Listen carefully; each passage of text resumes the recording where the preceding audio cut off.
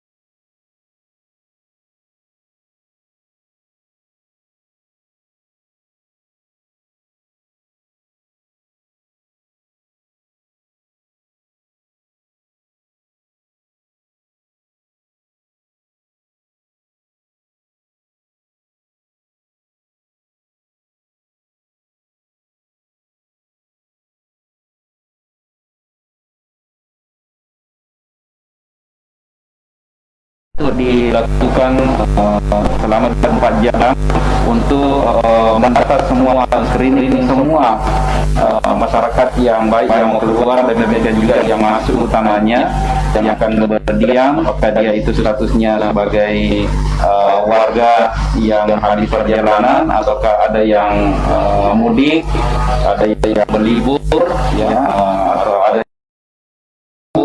apapun alasannya, semua itu akan kita deteksi melalui screening dengan pertanyaan-pertanyaan untuk terus kami pantau agar bisa kami selalu deteksi masyarakat kita yang akan masuk di wilayah Kabupaten Wajo.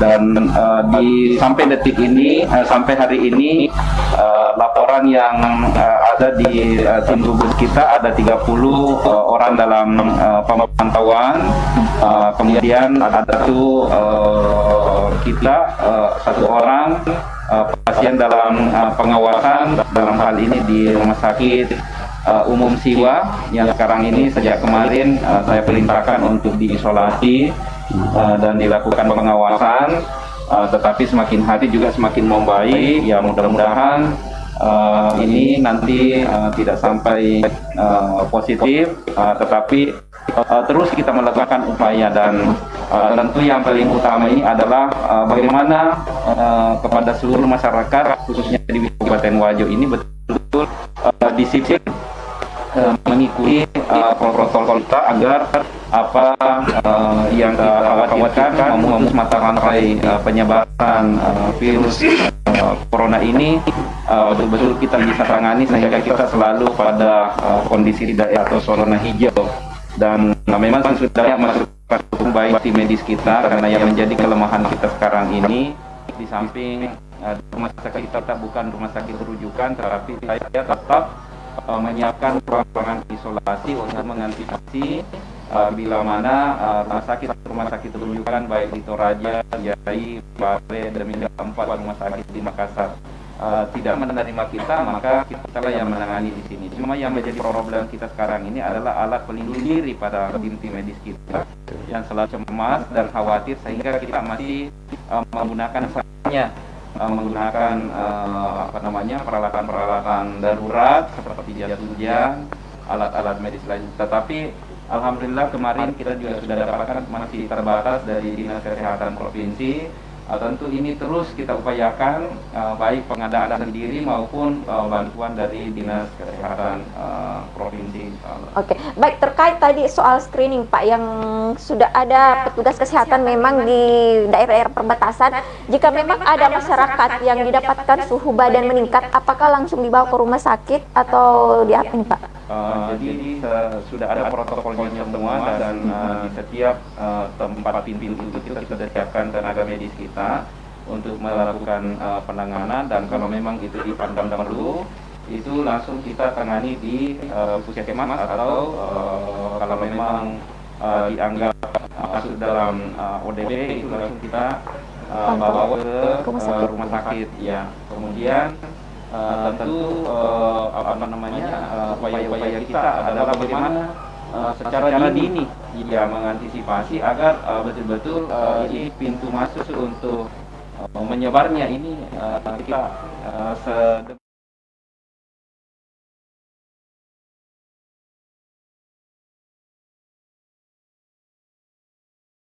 minggu terakhir kemarin hanya ada 16 ODP, 13 ODP, dan sekarang menambah lagi Pak. sudah menjadi 30 dan syarat yang PDP. Ya, PDP. Mudah-mudahan kita berharap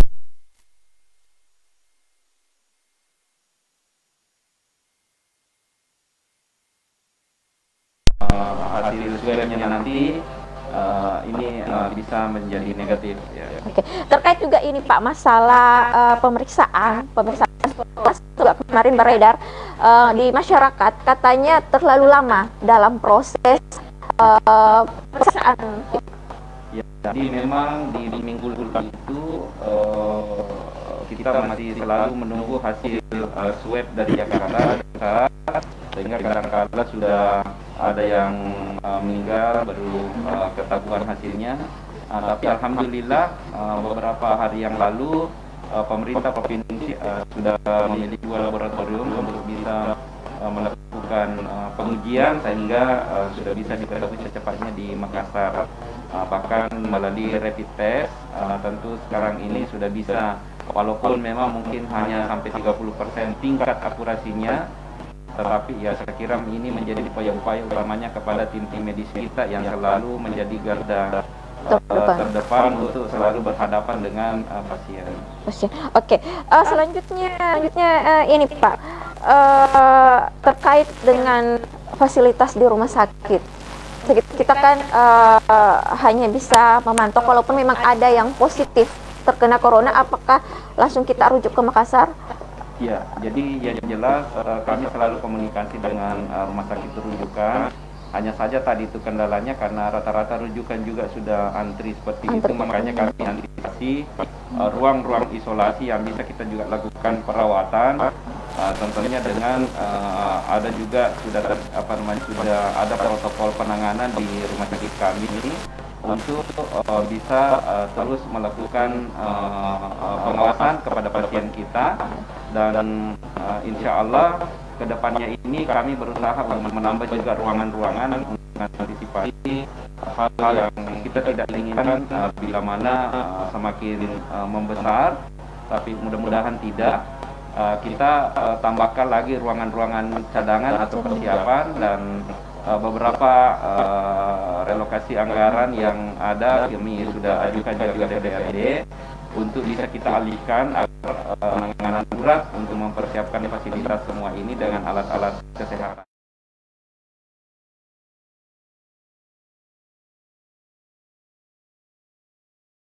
Ini warga kita bila mana kewalahan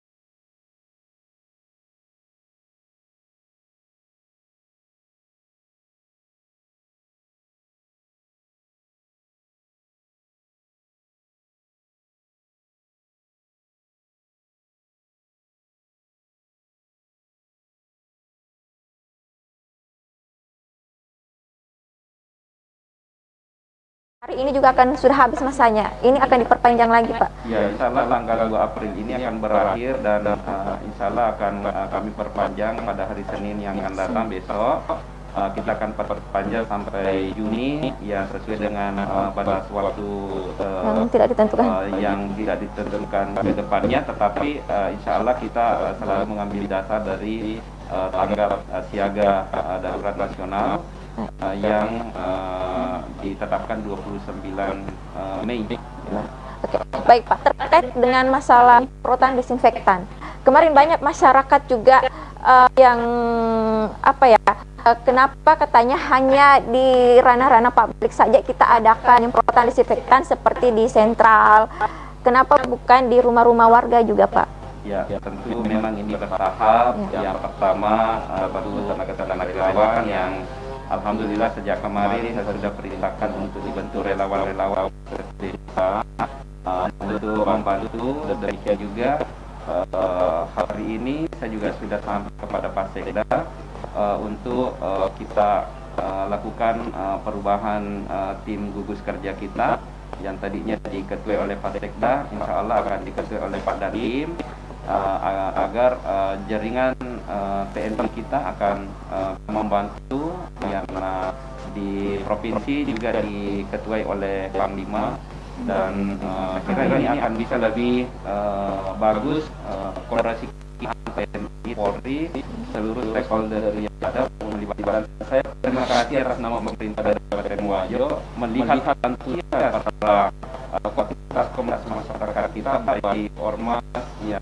OKP, dan juga komunitas masyarakat, banyak yang tergerak hatinya untuk ikut berkolaborasi sehingga tinggal kita fasilitasi. Dan saya kira setelah tempat-tempat umum, ya tentu memang kita akan masuki rumah-rumah yang agak ini bisa kita lakukan antisipasi dini. Oke, Pak, pemerintah daerah cukup langkah-langkah yang sudah diberikan cukup banyak, Pak ya. Jadi ini kembali lagi dari kesadaran diri kita sendiri. Apakah kita bisa menyadari bahwa corona ini sedang mengintai kita? Tidak ada yang bisa mengetahui kapan kita bisa terinfeksi karena semua bisa kena, Pak. Oke, baik. Selanjutnya ini Pak, langkah-langkah apa saja ini yang bisa dilakukan masyarakat kita untuk mengantisipasi penyebaran virus corona? Ya, tentu pertama yang sangat kami harapkan ini adalah kesadaran masyarakat, kedisiplinan masyarakat, ya kegotong royonan kita dalam menyikapi apa yang menjadi edaran, apa yang menjadi kebijakan kita. Karena kenapa kita banyak gagal? Karena kita masih selalu banyak tersita waktu kita hanya berdinamika, hanya saling menyerang, saling ini tidak memahami sebenarnya apa yang menjadi substansi daripada pendidikan. Substansi daripada penyebaran ini adalah bagaimana kita mematarai ya orang yang sudah terinfeksi itu agar tidak beredar di wilayah ini. Ya tentunya dengan cara melakukan isolasi diri atau berdiam di rumah dan selalu menjaga jarak baik kita keluar, demikian juga di dalam rumah, utamanya yang sering keluar dari rumah. Seperti saya misalnya sering melaksanakan tugas memantau, begitu saya harus bersihkan semua baik yang ada dalam tubuh saya ini, pakaian semua yang ada saya harus bersihkan semua, saya harus mandi. Ya setelah itu saya juga tetap menjaga jarak dengan keluarga saya. Ya itu semua seperti ini kesadaran masyarakat ini. Tetapi kalau kita melihat sekarang ini tidak ada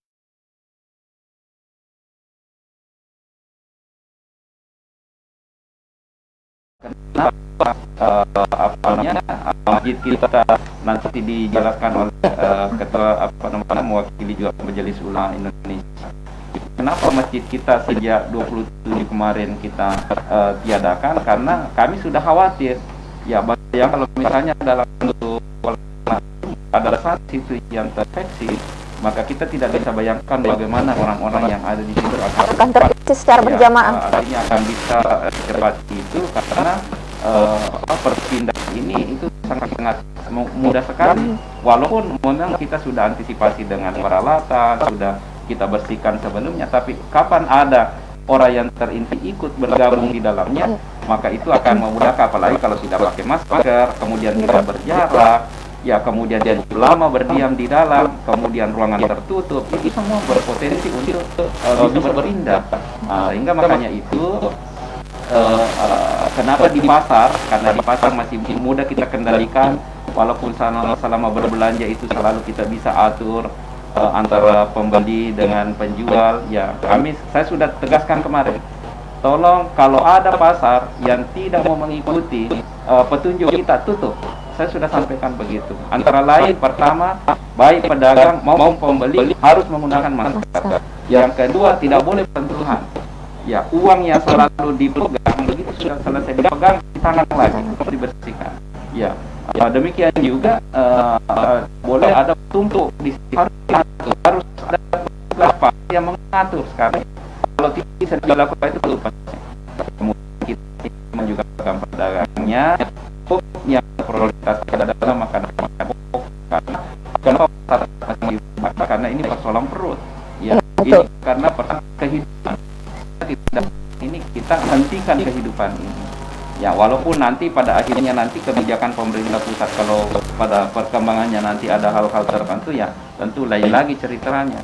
Tentu konsekuensi kita harus menyiapkan sandang pangan untuk masyarakat kita, utamanya kebutuhan pokok. Betul. Oke, pemirsa, sekali lagi saya himbau bahwa ini benar-benar kembali pada diri kita sendiri, kesadaran kita bagaimana kita bisa membantu pemerintah, membantu para tenaga medis yang sudah berjuang mati-matian mempertaruhkan nyawanya demi menyelamatkan nyawa yang lain. Tidakkah mata kita menjadi saksi ada berapa nyawa yang melayang setiap harinya karena terpapar virus corona? Oke, baik pemirsa, sebelum saya lanjut nih ke narasumber kita, mungkin ada komentar yang masuk, kita lihat dulu pemirsa.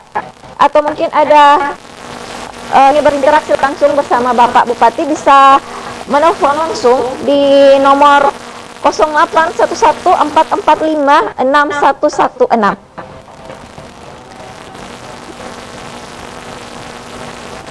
Oke, sambil menunggu kita, saya berdialog dulu bersama narasumber kita dari budayawan Bapak Sudirman Sabang. Assalamualaikum Pak.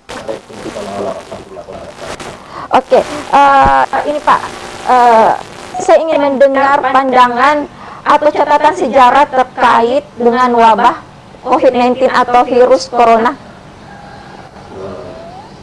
Sebelum itu saya mengucapkan terima kasih, dan hari ini saya mengucapkan tepatnya hari ini tanggal 29 Maret 2020 tepatan dengan Hari Jadi Wajo ke-121 Wajo ke-121, di mana pada tema ini sudah meningkatkan partisipasi masyarakat. Dan kali ini juga partisipasi masyarakat dengan masyarakat. Oleh itu, memang banyak pandangan yang berkaitan dengan budaya. Seperti ini, dulu orang menyebut penyakit kalau ada penyakit yang tidak bisa diatasi dengan cepat. Cepat itu sudah membawa maut. Orang bilang dulu saya itu adalah suatu penyakit yang melalui virus, barangkali dengan orang terdahulu peralatannya begitu sederhana, hanya melalui istri, sehingga dia menyebut saya. Itulah kalau ada orang yang melanggar, dia bisa bersumpah jika saya, berarti itu akan dikena penyakit yang tidak bisa diobati dan cepat penularannya. Itulah barangkali itu kawan. Kaitan dengan kematian, karena penyakit pasti ada dampaknya pada kematian. Ada beberapa bukti menyatakan sebab dan masih beberapa mungkin ini adalah orang tetapi nama itu tanpa dengan perhubungan akan menderita. Dan bisa dikatakan olehnya itu beberapa kali wabah masih seperti negara pemerintahan atau masyarakat tempat, yaitu kali kejadian wabah menyebabkan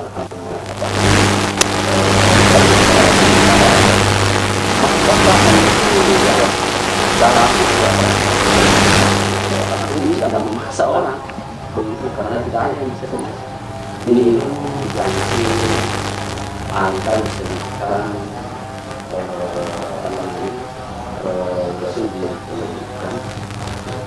apa yang menyebabkan itu ulah dari manusia itu sendiri.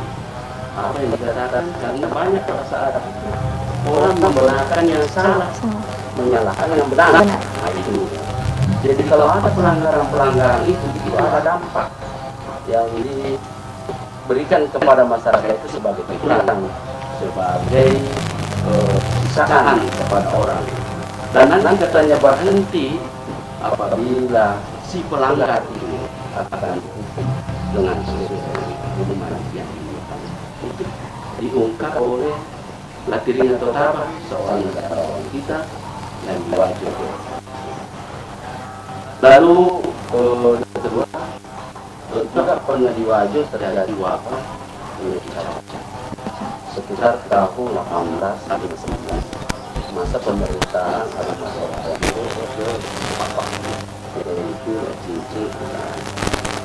Lalu tidak ada yang sakit karena begitu banyaknya yang korban sehingga anak-anak pada waktu itu dia mengisolasi diri dan tidak bisa ditangani dengan mengisolasi diri, maka hijrah ke Bendre saudaranya dan kami beliau mengambil dan beliau menetapkan kehidupan keluarga di sana.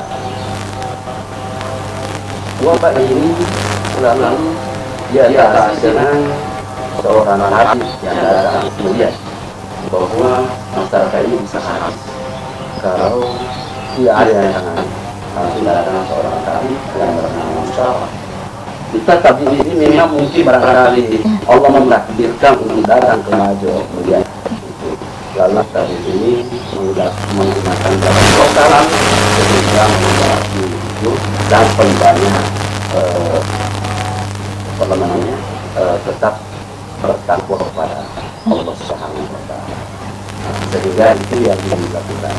Jadi melihat daripada ini ada hal-hal yang bisa disampaikan melalui budaya bahwa kalau bila mana ada orang yang kena tertimpa musibah seperti ini, yang pertama yang harus dilakukan adalah bersabar. Cuma sabar.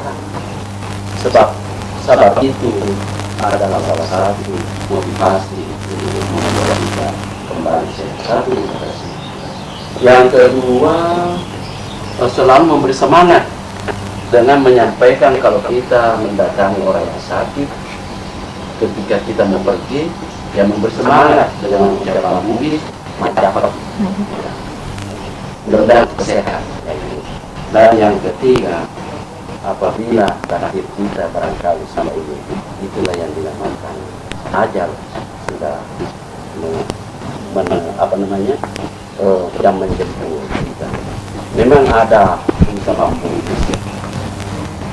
ada cerita politiskan kala sangat balon kala balon boleh aku pamer. Jadi yang paling tinggi ini adalah rahmat dari Allah yang Maha Kuasa. Oleh itu, mari kita memohon rahmat kepada Allah agar semua kita baik dan emosi kita maupun dari kita semua bisa diberi oleh rahmat oleh Allah Subhanahu wa Ta'ala. Saya kira demikian. Oke. Jadi terkait dengan virus corona dalam pandangan budaya ini. Jadi biasanya masyarakat jika tertimpa musibah dia akan menghadap tua atau sajen atau apa. Itu sebenarnya bagaimana Pak? Sebenarnya sesajen atau ritual. Atau bisa dikatakan tolak bala mungkin Pak ya? Tolak bala. Ya. Orang sudah berbeda dengan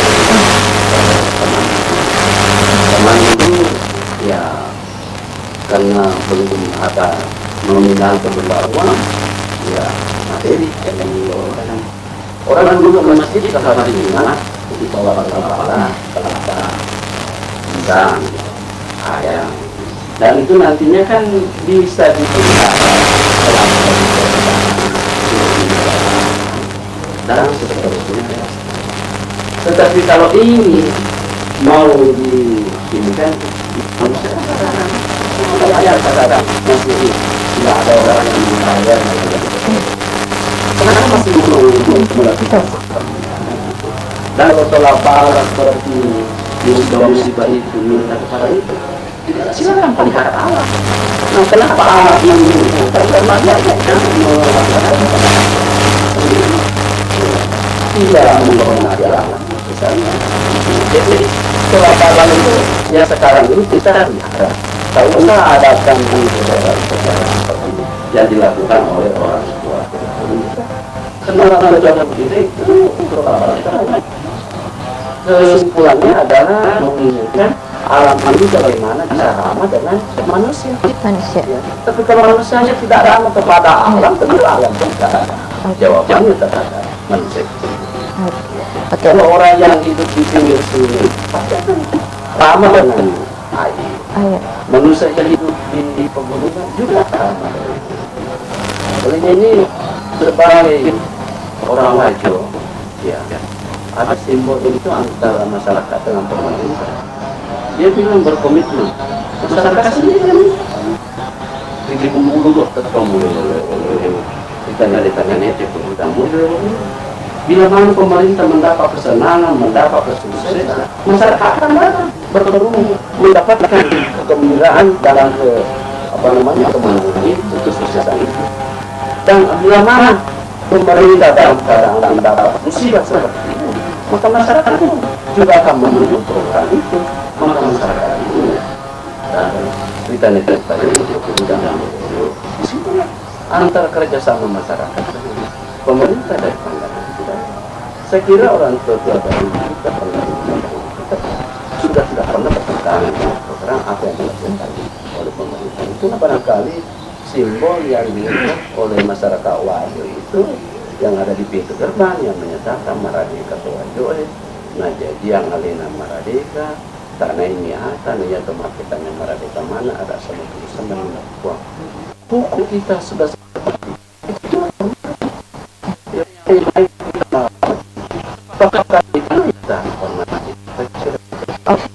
Jadi hanya musibah di Kabupaten Wajo, tapi musibah dunia, Pak ya. Oke, begini Pak, ada juga yang masuk pertanyaan sama saya masalah Lontrak Penandrang. Katanya Lontrak Penandrang ini merupakan kalender Bugis yang bisa mendeteksi wabah dan lain-lain. Apa betul ini Pak? Itu Lontrak Penandrang awalnya digunakan oleh perharian dan menggunakan siklus hujan, sehingga untuk masa tahan itu yang digunakan. Maka Lontrak Penandrang ini adalah lontrak untuk mengatur siklus alam.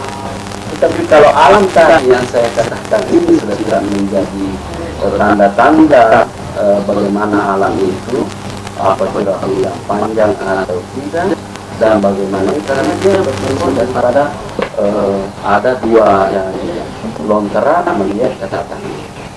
Setelah itu melihat juga alam, melihat alam tumbuhan misalnya bunga daripada mangga dan lain sebagainya itu yang akan dipermani. Tetapi kalau pemana pada di depan ini gimana mau dipermani? Kalau itu sehingga curahnya bisa berubah-ubah.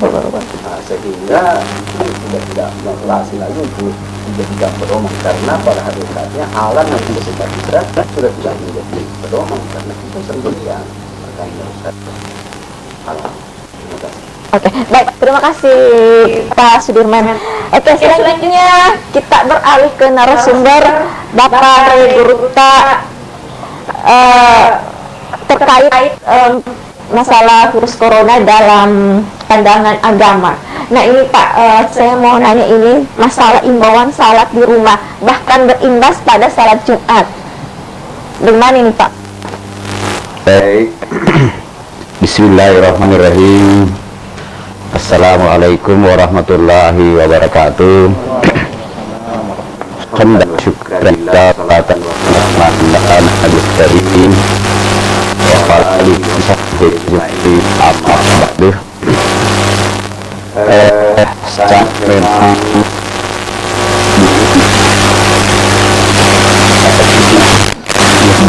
ujian cobaan ini bagi kita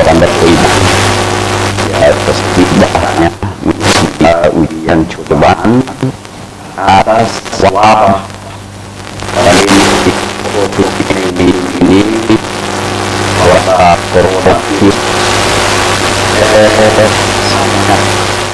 terkait dengan kegiatan terutama salat berjamaah dan salat Jumat. Kenapa bisa? Nah, ini yang kita lihat sesuai dengan ilmu kesehatan, ilmu medisnya. Akibat virus ini adalah penularan akibat kerumunan banyak orang. Kerumunan banyak orang. Persentuhan jabat tangan misalnya di dalam ajaran agama, kemudian saf salat itu harus berdempet. Imam tidak memulai salat apabila tidak menyampaikan seruan rapatkan saf, dan seterusnya dan seterusnya. Sementara ilmunya untuk menghadapi virus ini, wabah ini bertentangan. Bertentangan. Contoh, kalau orang ketemu bersalaman, selama tangannya berjabat, berguguran dosanya seperti gugurnya daun-daun dari dahan rantingnya. Nah, ini yang dilarang. Kenapa dilarang? Karena itu tadi persentuhan. Nah, kalau kamu silaturahmi, social distancing. Ya, Pak Idi jek mutap pun di Tokyo atang. Social distancing ini kalau dilanggar risiko luar biasa. Risiko luar biasa. Berjamaah sholat Jumat. Nah, di sini intinya masyarakat, umat harus paham. Bukan sholat dilarang, bukan sholat Jumat dilarang, akan tetapi kerumunan banyak orang. Nah, ini ada kaidah fikih la dirarah wala dirarah. Agama tidak mendaki kamu itu rusak secara individu. Oleh karena itu jangan rusak orang. Nah, kalau kita misalnya sudah terjangkit, sudah terkontaminasi dengan virus itu, siapa yang jamin? Karena virusnya tidak kelihatan, tidak sama dengan flu burung. Flu burung itu kalau burungnya sudah ini nih, udah dihabiskan selesai. Antraks, domba, unta, kelihatan. Kalau ini tidak. Nah, bagaimana cara? Nah, umat ini tidak boleh nakal, tidak boleh sombong. Sombong itu saya tidak takut kecuali Allah. Betul. Betul. Siapa yang tidak takut kecuali Allah? Cuma harus dipahami, takut kepada Allah dan takut kepada harimau itu beda. Takut kepada Allah, mendekati Allah dengan kalimat-kalimat, dengan amal-amal ibadah. Takut dari singa, macan, harimau harus menjauh. Takut kepada virus corona, nah ini harus kita jauhi. Nah, sekarang pilihannya apa? Mau tetap konsisten dengan agamamu yang sholat Jumat, yang sholat berjamaah, atau kamu mengakibatkan orang banyak? Nah, ini tadi yang dikatakan la dirara wala dirara. Jangan mencelakakan dirimu dan jangan apalagi orang yang Allah tidak pernah menghendaki kamu merusak dirimu sendiri, kuang sekuah di pinara. Jangan kau serta-merta mencelakakan dirimu, jaga keluargamu dari api neraka. Nah, tetapi kamu masa bodoh. Apabila kamu masa bodoh dan terjadi itu, kamu yang kita sendiri. Sama tadi itu, taruh kat mati ikut umat ke Jumar, taruh kat mati di masjid. Nah, itu kalau mati betul karena terjangkit virus corona ini, mati konyol kok. Mati konyol kok. Nah, ada yang istri mati kafir kok. Taruh kat mati ku semempurna kak, mati kafir kok. Nah, itu namanya mencelakakan diri sendiri, membunuh diri sendiri. Coba, kalau dia sudah habis akal tentang kehidupannya, lalu gantung diri, kok. Saya kira itu pandangan agama bahwa tuntas. Apalagi sikap kita di wajah itu luar biasa. Mati adalah agamawan, figur religi Jadi kita tidak repot. Bayangkan pada tanggal 16 itu kami dari Majelis Ulama, kami dari pimpinan perguruan tinggi, kami dari penuntut agama, memahami keadaan ini sudah betul-betul mencermat. Nah, makanya waktu itu Majelis Ulama oleh pertemuan, dan alhamdulillah sangat bahagia oleh karena Pak Bupati hadir bersama dengan Dinas Kesehatan. Nah, pada saat itu luar biasa keputusan yang diambil melawan arus. Keputusannya MUI pusat sudah mengatakan dilarang Jumat, dilarang sholat berjamaah di masjid. Nah, ternyata MUI wajib bersama pemerintah berani melawan arus, dan itu dituangkan dalam bentuk maklumat bahwa wajib oleh karena kondisi masih zona hijau aman, maka kita silakan sholat Jumat seperti biasa, sholat berjamaah seperti biasa, tetapi umumnya hanya sepekan. Kelihatan semakin ganas perkembangan virus ini, penyebarannya sangat luar biasa, sangat cepat. Nah, sehingga per tanggal 27 kita bersama dengan pemerintah Wajo, ini satu hal yang tidak jalan sendiri karena kita menganut kebersamaan puluhan ini dari kopi asiolong polongenge menurut kata budaya ya Pak Sudirman, sehingga waktu itu pemerintah mengeluarkan edaran dalam bentuk hasil keputusan dari rapat bersama dari pemerintah, Provindo, DPR, Kementerian Agama, Majelis Ulama, Dewan Masjid. Di situ kelihatan bahwa kita betul-betul mempertahankan kalau sholat Jumat itu harus ditiadakan, dilaksanakan di dia bernya penyanya toga sepangko ya mana kedi taat pesan ini mati nasa masih abe kasih naik itu perintah dega kepentingan atau kelima secara kita kalau masyarakat ini bisa melewati ini dengan aman, karena sampai hari ini masih alhamdulillah ketimbang daerah-daerah lain atau temannya. Alhamdulillah. Jadi kita yang menjadi persoalan sekarang ini menurut tata laksananya, karena di zaman Nabi juga pernah terjadi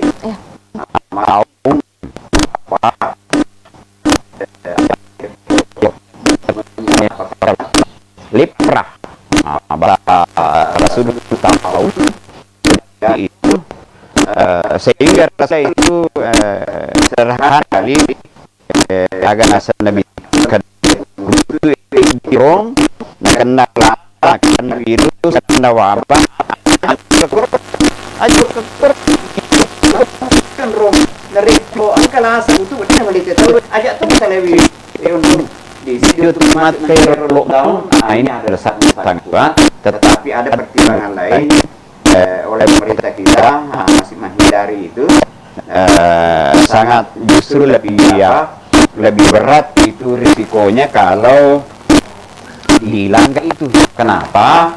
Ini ada fikih darah masih di muqaddam ala jalbil masalih, yaitu dambangi mudarat, kerusakan, kecelakaan, dambangi dua, pilih yang pentingan. Ini yang dihadapi oleh pemerintah sekarang.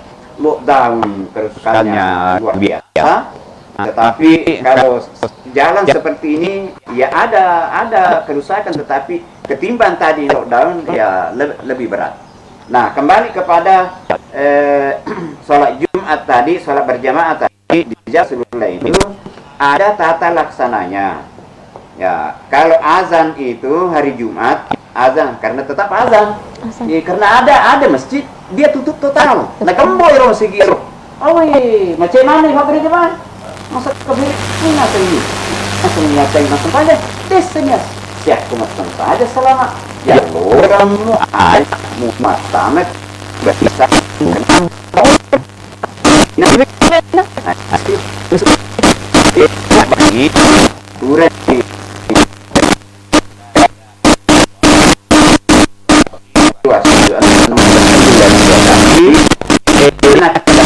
Allah.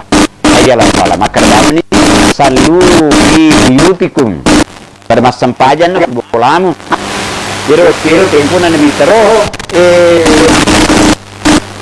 bosi mi. Kemarin ya, maka ada pola-pola azan waktu itu. Dia nak kalau sholat hari kita tetap ada sampai dia pulang. Kamu sekalian silakan sholat di rumahmu. Nah ini akan ada apa namanya panitia masjid. Nah ya mas sempaja tanya pajang ya yang berjamaah tanya jumaah ada teman ini nggak tahu.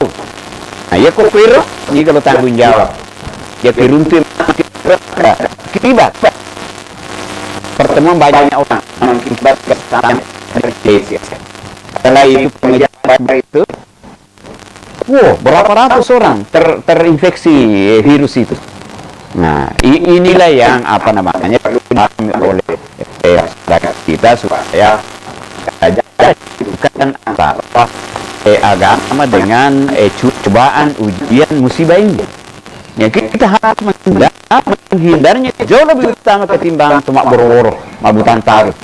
Nah kemudian ada juga yang berkata begini, taruh mati ke masjid mati ke saya ira orang nasingir mati nasa ke masjid larang sementara kita saya tafahan lepas mana tafahan Yero kita saya dia nak dengan agak sementara antar pengisi bawah bagus.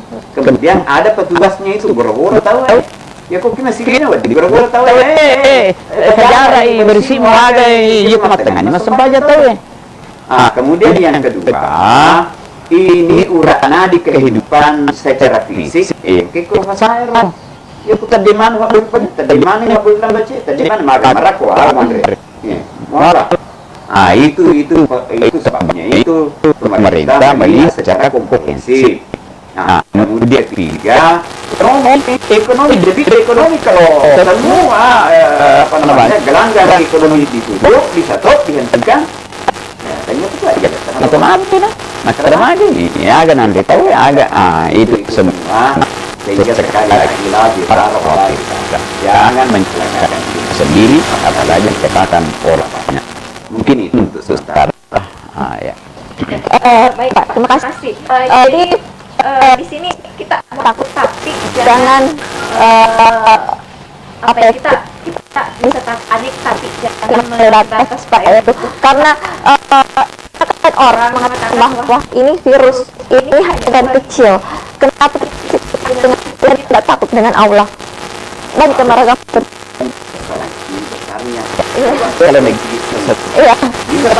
tidak itu tidak maklum itu bisa sampai dari sesuatu itu nyamuk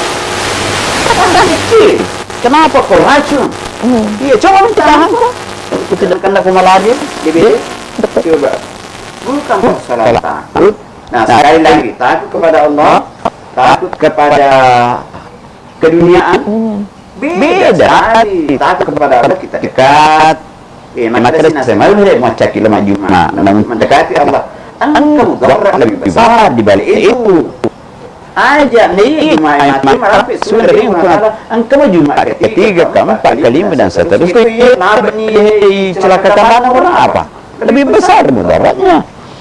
Kemudian apa namanya? Faktor hati-hatian, faktor kemaslahatan bersama inti di situ. Tetapi ada kata kunci di sini, sabar, ikhtiar, dan keteguhan iman. Ajna kadaya apa nama sampai jatuh ya kok masih gede. Nah patungnya aja nu fajek bolam. Suri lo kena berjama, kebetulan mah berjama. W20 itu nilainya. Ya kok boleh ambai 200 itu 10 misalnya 200 itu 200 aja nu tinro. Itu makanya kita moko istirahat moko jadi ada kehendak gimana taala untuk saya kode ini yusro nera kan maromo ikut mulai teton dako mulai tunggang lewu ko dia mulai lewu ko ni sampajangi ya itu anunya itu agama gampang sekali dipakai kilino letu akhirat coba urusan ternyata agama tidak bisa saya kira gitu. Oke, jadi intinya kita lebih meningkatkan diri lagi, mendekatkan diri lagi kepada Allah, Pak ya. Iya, ya maka dari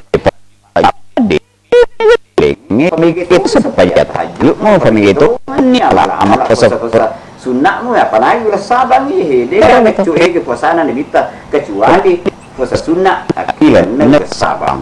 Oke, apalagi terkait dengan program pemerintah yang mengadakan lockdown, jadi kita bisa standby di rumah, lebih khusyuk lagi beribadah, Pak ya. Iya, iya itu yang kita ada batasi di luar, di rumah. Kencan ini batasi terlalu yang kita.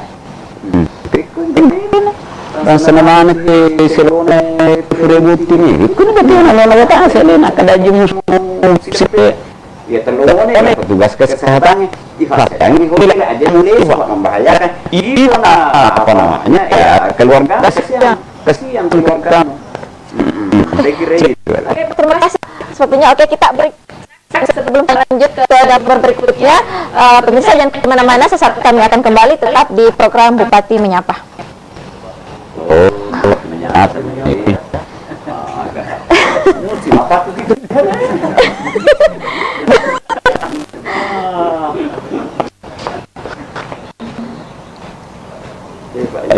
Langsung on ya.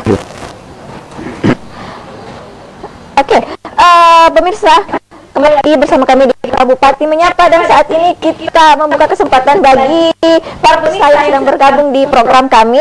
Kami menerima bisa berinteraksi langsung bersama Bapak Bupati dan para narasumber kita melalui telepon 0811 445 6116. Halo. Oke, ada penelpon. Halo. Halo, assalamualaikum.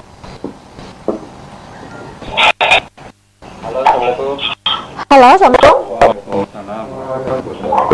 Oke, dengan siapa di mana?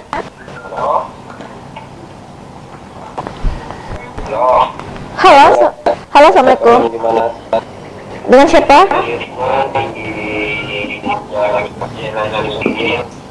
Oke, dari Sungai Giliran. Oke, baik. Pertanyaannya silahkan Pak. Apa kita tanya Pak? Itu yang masalah masjid.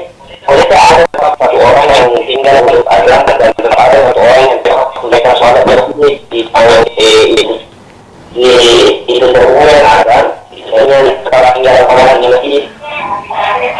Artinya ada tetap dimana kan berarti suara luar. Sebenarnya satu jamaah bilang waktu salah dalam masuk. Oke. Karena sekarang ada jemaah betul-betul bang Iya. Oke, baik. Mungkin bisa dijawab oleh Andre Guruta, Yunus Pesantren, silakan. Jadi bagaimana caranya itu apakah tidak apabila di masjid melakukan azan apakah tetap ke masjid untuk mengundang azan atau bagaimana? Oke, terima kasih Pak atas pertanyaannya. Baik, mungkin bisa dijawab oleh Bapak Guruta, Yunus Pesantren, silakan Pak. Iya betul. Siapa namanya tadi? Betul ya. Masjid itu Tidak sama sekali dikosongkan. Ini yang keliru juga pengurus masjid ini. Dia kosongkan masjid, dia tutup. Waduh, tidak begitu. Jadi setiap waktu salat ada yang azan, kemudian yang tukang azannya silakan sholat di situ. Bahkan kalau bisa ada tukang bersih lagi ya sholat di situ daripada majelis kalau kamu. Dia tetap sholat di situ. Mau berjamaah 2 orang 3 orang boleh, tapi jarak. Oke, tetap Jarak ya. Tidak boleh berdempet. Maka ada setan nak ada deh. Darurat iya. Bukan masalah aja ada jamaah-jamaah sih, apalagi mau cium tangan. Iya.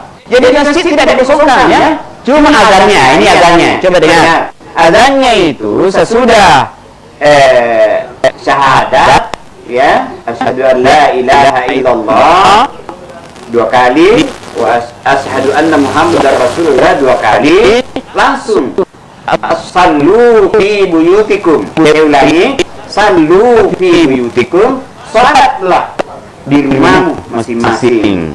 Iya, itu yang terjadi di zaman Rasulullah. Itu pun waktu ada uzur hujan lebat saja. Iya. Nah ini apalagi ini? Ya, kalau dikatakan seperti biasa azannya itu hayya 'alas shalah, datang itu orang. Dia dipanggil. Tapi yang kesemak dan sebetulnya dia keliru. Pada biasanya dari selele gempa negara ini ya pesannya gempa. Yang penting pembelajaran tentang kondisi darurat seperti ini ya masyarakat juga secara otomatis dapat ilmu-ilmu yang begitu. Jadi saya kira itu ya, masjid tidak dikosongkan, tidak. Jangan ada urus masjid, masjidnya habis azan lalu dia pulang. Tidak. Soalnya ada di situ. Sekali lagi, tadinya sampai berjamaahnya dilarang, bukan sampai Jumat dilarang, tetapi kerumunan banyak orang. Itu kata kuncinya itu. Saya kira itu. Oke, mungkin cukup jelas Pak ya. Oke, kami masih menunggu telepon selanjutnya dari pemirsa yang sempat bergabung pada program kami. Bupati menyapa.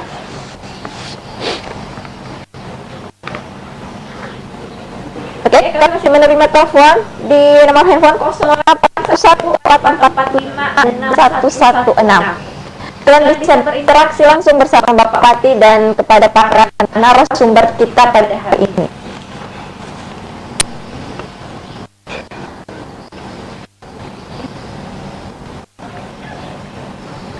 Oke, kita lanjut. Oke, baik pemirsa, kita lanjut saja kepada narasumber kita, Bapak angkatan kita ini, Bapak Muhammad Ridwan Angka. Assalamualaikum Pak. Waalaikumsalam warahmatullahi wabarakatuh. Oke, baik Pak, ini Pak sejauh mana dukungan dan peran Dewan Perwakilan Rakyat Daerah Kabupaten Wajo dalam penanggulangan COVID-19 ini Pak? Terima kasih. Pertama, izinkan saya dulu menyampaikan bahwa Ketua DPRD Kabupaten Wajo tidak sempat hadir pada sesi hari ini. Beliau mendoakan kepada kami di Komisi 4 karena kami Komisi 4 mitra kerjanya berkaitan dengan kesehatan dan rumah sakit. Jadi kami hadir di sini mewakili Ketua DPR. Pertama-tama izinkan kami dulu menyampaikan sebagai representasi rakyat, Dewan Perwakilan Rakyat Daerah sebagai representasi rakyat, mewakili rakyat secara keseluruhan dan wajib menyampaikan ucapan selamat kepada Pak Bupati. Hari ini adalah hari jadi Wajo. Ya. Itu yang pertama. Yang kedua, bahwa fungsi DPRD adalah yang pertama fungsi membuat aturan, fungsi membuat peraturan-peraturan, baik peraturan daerah, peraturan Dewan Perwakilan Rakyat Daerah, dan regulasi-regulasi yang lain dan tingkat kabupaten. Kemudian fungsi yang kedua adalah fungsi anggaran, mengatur anggaran, dan ketiga adalah fungsi pengawasan, lakukan pengawasan. Berkaitan dengan ini, Dewan Perwakilan Rakyat Daerah Kabupaten Wajo merespon surat Bupati, yang dalam hal ini Bapak Bupati dengan tanggap sudah mengirim surat kepada Dewan Perwakilan Rakyat Daerah Kabupaten Wajo untuk melakukan realokasi anggaran menghadapi penanggulangan bencana COVID-19 ini. Apa isinya? Surat Bupati kepada DPRD Kabupaten Wajo adalah untuk melakukan pergeseran anggaran sesuai dengan mekanisme yang ada. Pergeseran anggaran yang diusulkan oleh Kepala Daerah kepada DPR itu sudah jelas perannya pada Permendagri 33 tahun 2019. Tidak susah melakukan pergeseran anggaran. Jadi hanya mendapatkan persetujuan dari pimpinan DPRD saja. Tapi yang perlu kita pahami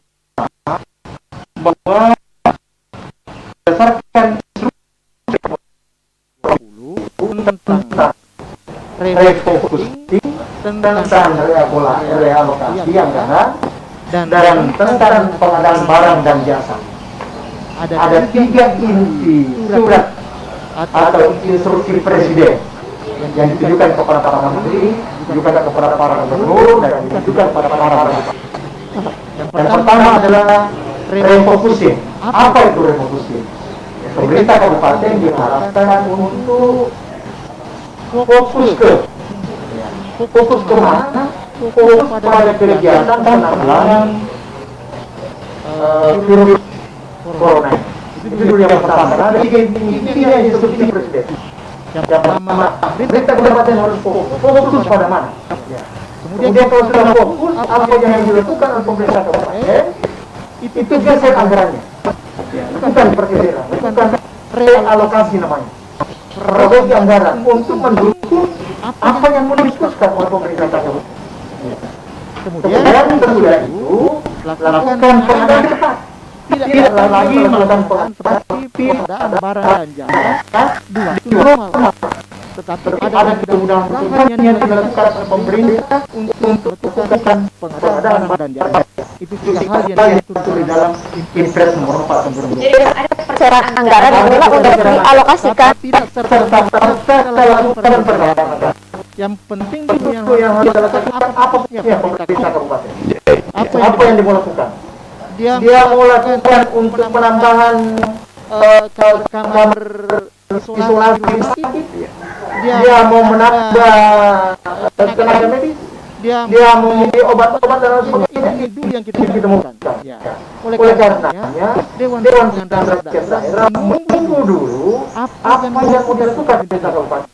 Kemudian Dewan Perwakilan Rakyat Daerah membicarakan, karena Dewan Perwakilan Rakyat Daerah adalah lembaga yang menerima aspirasi masyarakat, meneruskan aspirasi masyarakat, dan memperjuangkan aspirasi masyarakat. Ini juga harus kita terima mengakomodir apa keinginannya masyarakat tentang penanggulangan virus corona. Makanya kita harus bicara bersama dulu, duduk bersama dulu antara kabupaten sama dengan KPD dan rakyat secara keseluruhan. Siapa rakyat secara keseluruhan adalah Dewan Peranggotaan Perwakilan Rakyat Daerah yang selama ini juga menerima banyak aspirasi. Ada masyarakat menghendaki, tolong sampaikan ke beberapa bukti, tutup ini wajah. Pansel itu tutup di sana. Di sini juga seperti ini aspirasi. Tetapi masyarakat tidak pahami bahwa kebijakan yang tertentu ada sisi yang mengatur tidak serta-merta bahwa keinginannya masyarakat wajah duduk kabupaten wajah ini maka bupati dan seluruh kebijakan penutupan itu karena itu adalah kebijakan yang melekat pada pemerintah. Kebijakan menutup, melockdown, dan lain sebagainya itu istilah-istilah yang ada.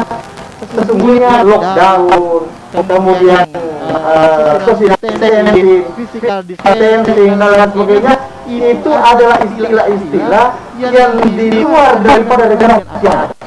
Karena Undang-Undang Nomor 6 Tahun 2018 menetapkan tentang kekarantinaan kesehatan hanya istilah-istilah yang disebutkan di dalam regulasi seperti social distancing, physical distancing.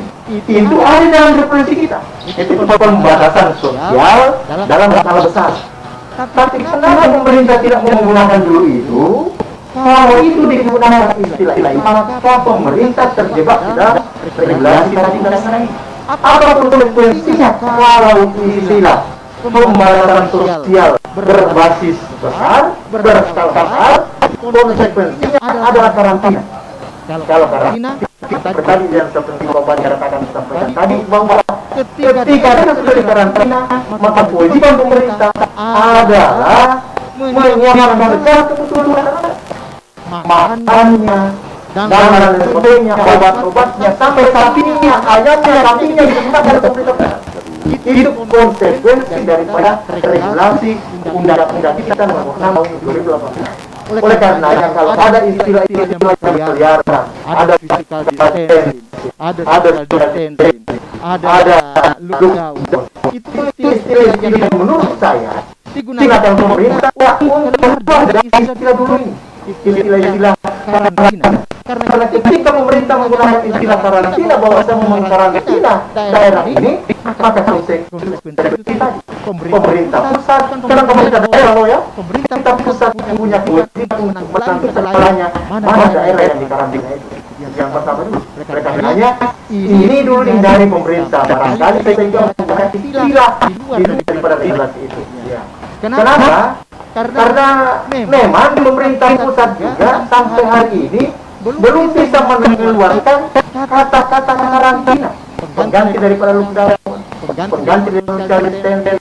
Kalau social distancing itu jelas korelasinya sama dengan tadi pembatasan sosial berbasis besar. Itu diatur dalam undang-undang kita. Ya. Kalau itu diberlakukan nama itu tadi, maka konsekuensinya pemerintah pusat harus menanggung segalanya. Oleh karenanya dia tidak pakai itu karena di dalam Undang-Undang Nomor 6 Tahun 2018 juga disebutkan nanti pemerintah menetapkan itu mana daerah yang perlu dikarantina, mana daerah yang perlu ditutup sebagian atau ditutup seluruhnya. Kalau peraturan pemerintahnya sudah lahir. Sampai hari ini turunan daripada Undang-Undang Nomor 6 Tahun 2018 dalam bentuk peraturan pemerintah belum lahir sampai hari ini. Sehingga memotivasi Pak Jokowi dalam hal ini Presiden untuk mengeluarkan kebijakan-kebijakan. Tidak Pak Bupati mengeluarkan kebijakan. Padahal keputusan masyarakat kepada DPR luar biasa. DPR, usaha wakil kami di DPR, bicara dengan Pak Bupati untuk daerah kita ini. Mereka tidak paham bahwa Indonesia ini negara hukum, ada regulasi yang harus patuhi. Apa yang dilakukan oleh Pak Bupati atas apa yang kita sudah sepakati bersama yang namanya undang-undang. Inilah sehingga kerja kepada Pak Bupati dalam hal ini ngirim surat kepada DPR, tinggal DPR sekarang ini menindaklanjuti nanti untuk kita membicarakan dulu sesuai dengan instruksi Presiden. Apa instruksi Presiden? Yang pertama adalah bicara dulu tentang fokus apa? Pak Bupati mau belanja obatnya, Pak Bupati maukah tambah dokter, maukah tambah relawan, maukah tambah ini, maukah tambah ini, semua kita bicarakan ulang tentang itu. Kemudian baru kita realokasi. Jadi ada penetapan decision dulu yang disepakati bersama antara pemerintah dengan rakyatnya, apa yang mau dilakukan untuk menangani ini virus corona ini, baru kita bicara tentang anggaran. Nah, inilah langkah-langkah yang dilakukan oleh DPR berdasarkan langkah cepat yang dilakukan oleh Pak Bupati, kirim surat kepada DPR dan bola sekarang ada di DPR. Tinggal kita mau duduk bersama dulu antara tim gugus yang dibentuk oleh Pak Bupati bersama dengan DPR. Mari kita duduk bersama, kita bicarakan apa yang Anda melakukan, apa yang kita melakukan, apa yang kami mau lakukan. Karena perlu dipahami bahwa antara Pak Bupati kepala bersama dengan DPR adalah dua-duanya unsur penyelenggara pemerintah, bukan perpisahan kekuasaan. Bahwa kekuasaannya Pak Bupati lain, kekuasaan DPR lain. Cuma berbeda. Kita sama-sama unsur penyelenggara pemerintah. Jadi apa yang mau dilakukan oleh Pak Bupati dalam hal kepala daerah, kita harus bicarakan bersama dengan rakyat. Rakyat yang bertentangan dalam anggota DPR. Inilah fungsinya DPRD, sehingga apa yang langkah cepat dan Pak bicara dalam waktu yang terutama kita akan respon, kita tindak lanjut. Terima kasih. Baik Pak, memang DPR ini memang sudah berjalan seiringan juga dengan pemerintah daerah dalam menuntaskan problem yang terjadi di Kabupaten Wajo terkait dengan masalah virus corona Pak ya. Tapi disayangkan juga beberapa dari masyarakat juga yang kurang paham kinerja dari DPR, sehingga kemarin sempat beredar juga nih Pak, katanya dia menyangkut pautkan virus corona dengan politik. Katanya pada masa kampanye kok mereka dengan mudahnya membagi-bagi kaos, sedangkan pada saat sekarang ini masyarakat sudah perlu alat pelindung diri di rumah sakit, tidak ada yang muncul. Bagaimana Pak menanggapi hal ini?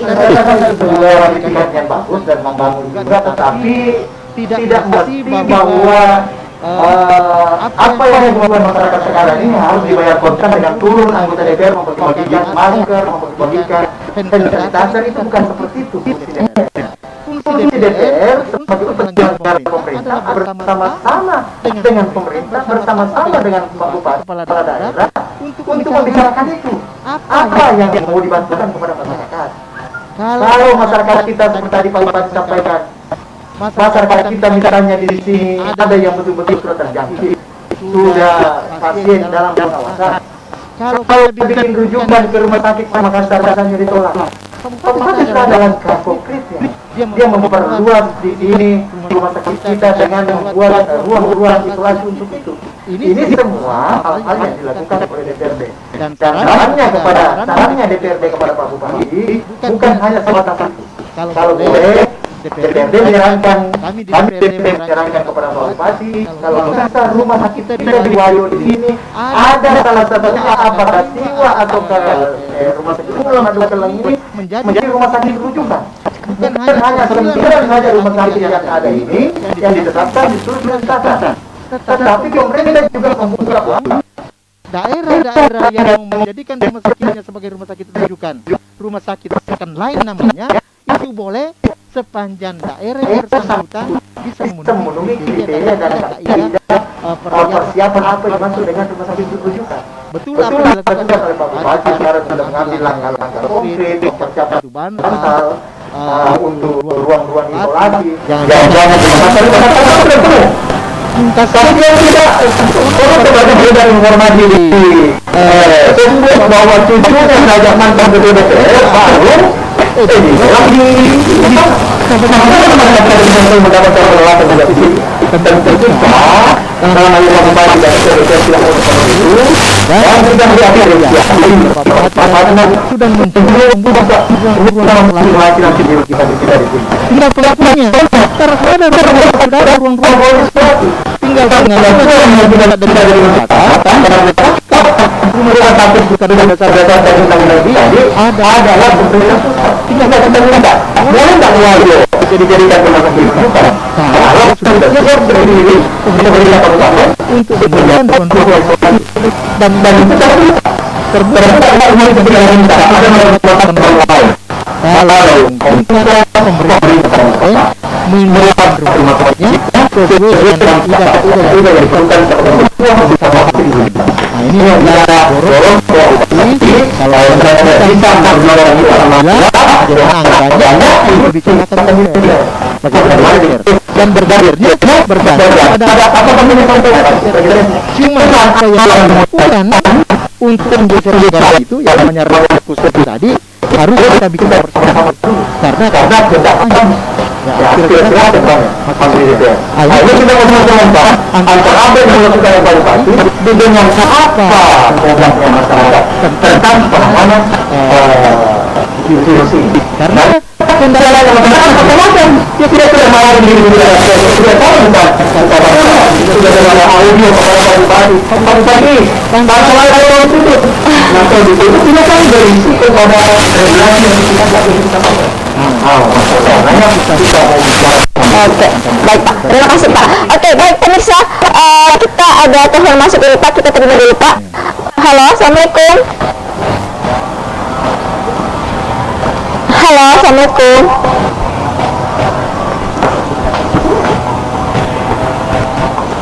Oke, bagi pemirsa yang bergabung bersama kami bisa berinteraksi langsung dengan Bapak Bupati dan para narasumber kita di nomor telepon 0811445611. Oke, halo, assalamualaikum.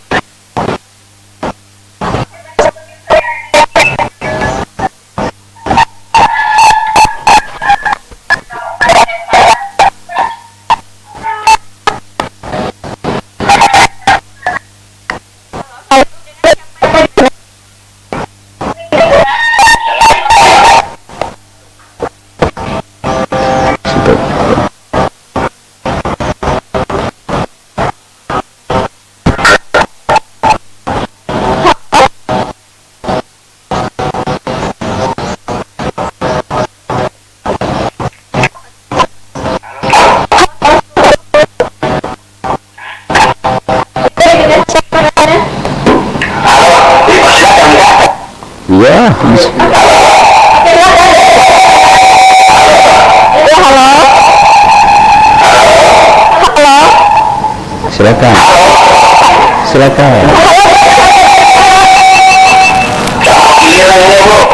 Oh, Camat Giliran.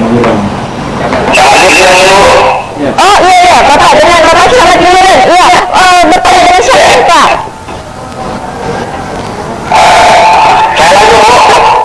Oke, langsung aja Pak pertanyaannya, Pak, silakan.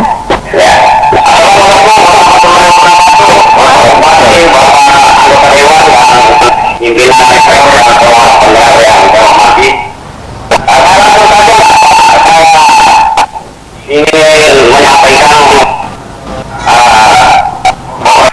pertama untuk rektor sebagai ingin bertemu balik sebagai saran yang pertama tolong mubalik disampaikan juga yaitu edaran atau edaran mengupati tentang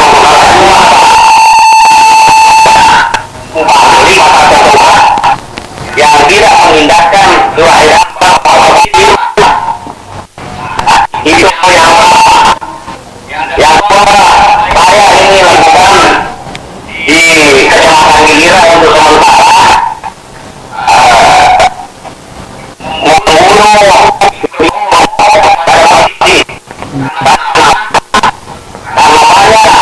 kalau masyarakat itu di Kecamatan Giliran mungkin beda dengan masyarakat di lain kecamatan. Kalau di sini masyarakat banyak yang tidak mengetahui. Jadi kalau di Korea pun di masjid semua bertemu untuk melakukan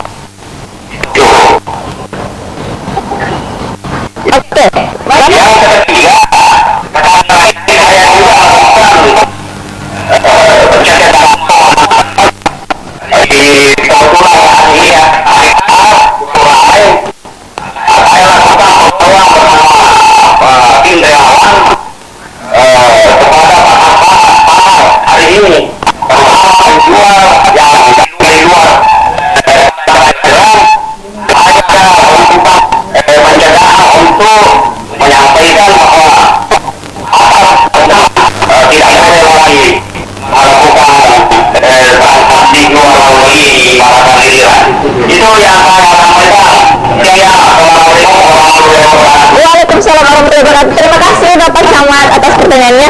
Baik, langsung saja mungkin Bapak Bupati mungkin bisa dijawab Pak terkait dengan salah satu edaran. Pertama mengenai edaran sudah memang tetap kita tunjukkan sama sebenarnya kepada para mubalik yang ada ini kita ada pemahaman tentang terkait dengan ini supaya ada edukasi masyarakat. Apalagi kalau ada yang sempat menyelenggarakan lana kemarin, kemudian dia memprovokasi lagi masyarakat. Nah, ini sebenarnya yang harus cepat diberi pemahaman oleh mubalik tentu dari institusinya, ada dari Asaliyah, dari Muhammadiyah, dari mana-mana ini untuk semua ikut membantu untuk meredam dan memberikan pemahaman.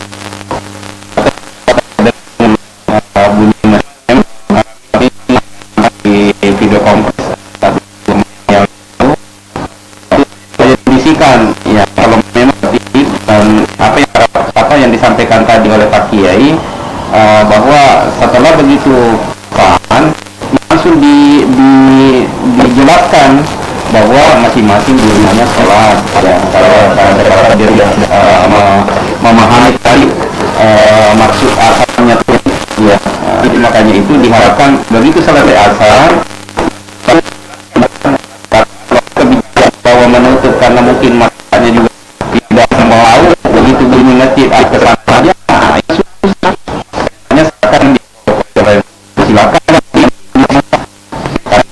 kita ini tidak ada kerumunan.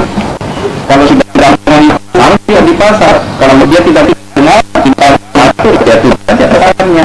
Hanya pertama yang tadi dilakukan juga yang sekarang atau di desa itu pendapat dari luar kita sampai bahwa pas hidupnya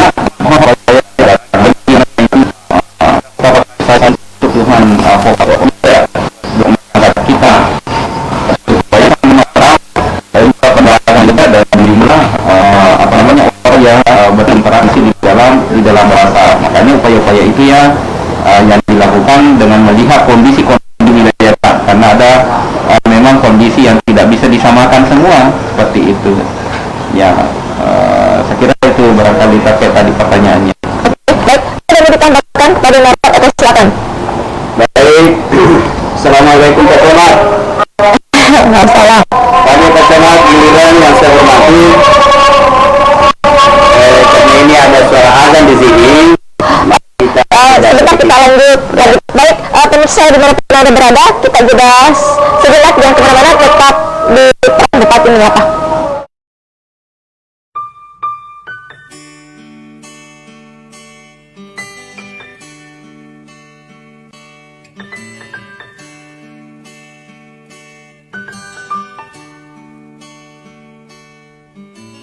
Perjalanan ini terasa sangat menyedihkan. Sayang engkau tak duduk di sampingku kawan.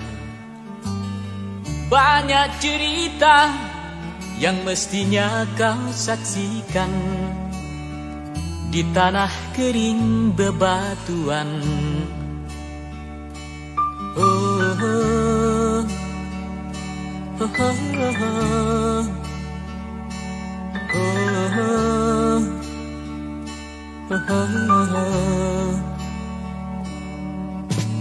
Tubuhku terguncang dihempas batu jalanan.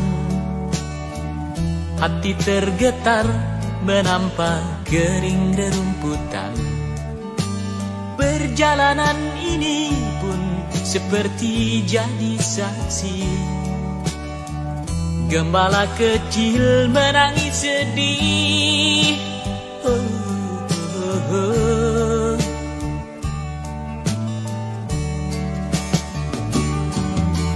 Kawan coba dengar apa jawabnya ketika aku tanya mengapa. Bapak ibunya telah lama mati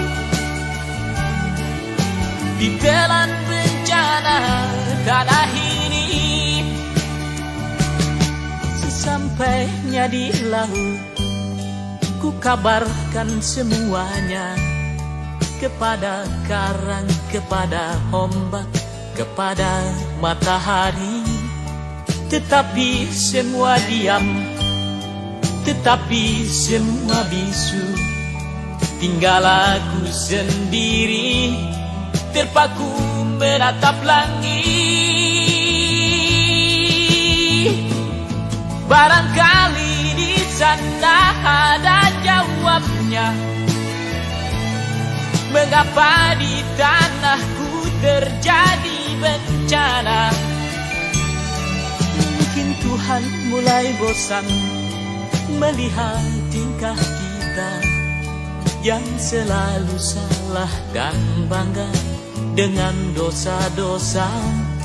Atau alam mulai enggan bersahabat dengan kita. Coba kita bertanya pada rumput yang bergoyang. Oh, oh, oh, oh, oh.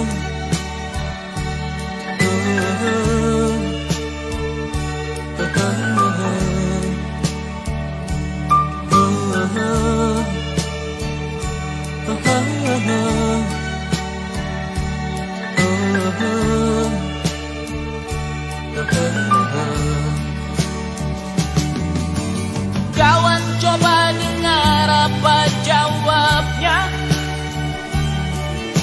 ketika aku ditanya mengapa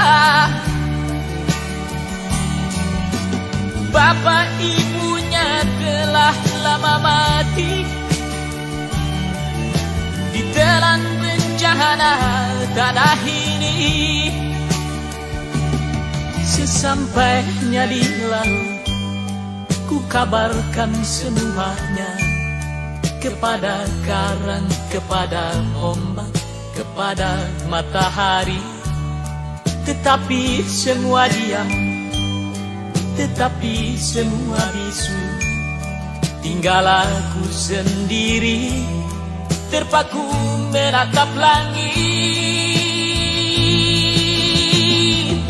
Barangkali di sana ada jawabnya,